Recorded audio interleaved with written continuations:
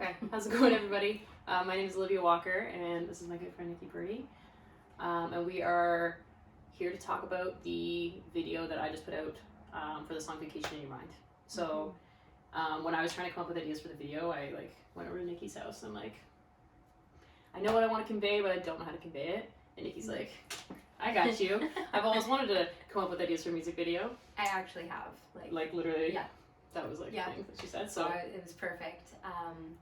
And then I loved the sound of, I love the sound of all of your music, let's be honest here, but especially this song because it was so happy and positive, and I thought that, you know, we could kind of take this in a direction where you make the viewer think one thing that might be a little bit more negative or stereotypical, and then it ends up being something positive. So we really wanted to play off of the biases that we all internalize and that we have just based on, you know, how we grow up, the things we see as we age. And I obviously had a little a special tie to LGBTQ community, so and what people do think of those of us in that community. So that's where we got some of the ideas. Definitely. Yeah. So if you haven't seen the video already, definitely go watch it right now and then come back and watch the rest of this video. But we'll kind of explain piece by piece where the inspiration kind of came from. So now that you know the overarching theme, the first part was with Kim, who's a Black woman, and she's looking after her baby right away in the first scene, and looking pretty stressed out. Yeah, it's stressed. The lighting's dim. There's mess everywhere. Yeah, it looks like a challenge, and so naturally the viewer might think single Black mom right away, right? And then later on you see Kim's partner comes in, and it's very loving same-sex relationship, and it might not be what the viewer is expecting to see. But it ends up being very positive. So that was something that we were really interested in conveying. Right. So that those of us in that community, it's some people might assume, you know, that those kind of relationships are so different from their own.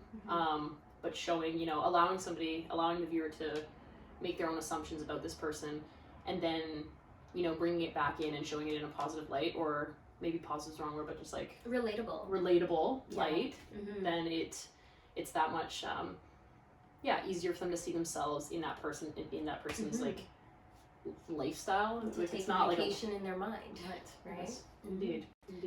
So the next scene that we did is my good friend Zach. He was playing himself, I guess, but essentially it shows him getting, you know, dirty, rugged, doing sort of typically masculine activities, and it then goes into a scene, you know, the lighting shifts again, and it opens up to him in a beautiful garden, because Zach is a gardener and he loves flowers and he loves softness and beauty. Exactly. And so you might have thought initially this is a landscaper, this is a laborer, he's tired, he's worked a whole day, this is what he does for a living, whereas it actually takes you into a place of, this is a hobby, this is something that he enjoys things that might be stereotypically feminine, flowers and whatnot, but you know, it challenges masculinity. Yeah, and your views on that, your views on femininity, your views on their relationship together. And it being a dichotomy, or one side or the next, whereas people, regardless of, you know, their sexual orientation or whatever their views might be, they can be anywhere on that spectrum from masculine to feminine. We all sort of have both of those attributes in us, and so we wanted to show that sort of thing through Zach, and because I imagine, you know, if you did get to go into different people's minds, that we would see so many different levels of masculinity and femininity in each of us, and through different things that we consider masculine and feminine. Absolutely. So that was kind of the direction that we were going with him and that scene. And then for the last part, Hayden and I were the majority of that part, and I think the way that we steered the viewers was when Hayden was looking very nervous, and you can see the trans tape, and he's getting ready, and you think, okay, this is a trans man, and he's actually nervous. Even before that too, we wanted to show people just a guy getting ready, and have them sort of be oh, this person's trans, when you do get to see that his chest is taped, just so to initially even start by being hey, this person is just a guy, where's the story going, you know? And then they're oh, this person's trans. Like, okay, I might not know what a trans person looks like walking down the street. And then from there, we or go even into as simple as like, you know, what's it like as a trans man getting ready? Right. Just like, you know, someone who's like a normal. Yeah. Exactly. Just a guy getting ready, right? So there was that, and then, you know, you do see him looking a little bit distressed after realizing that this is a trans male, and you think, okay, is he hiding something? Yeah, is you know, he nervous about being accepted, or the things that you might automatically think about a trans person? And then it turns out that it's a first date, and that nervousness is excitement, right? So and something that anybody would experience yet again, right? It's not something that's, you know, isolated to him being a trans man. It's just any person's experience potentially when they're getting ready to go on a date.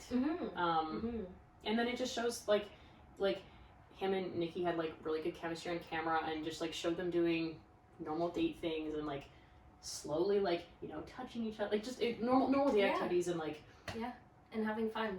Yeah. So I think that was a really nice way to end it off, right?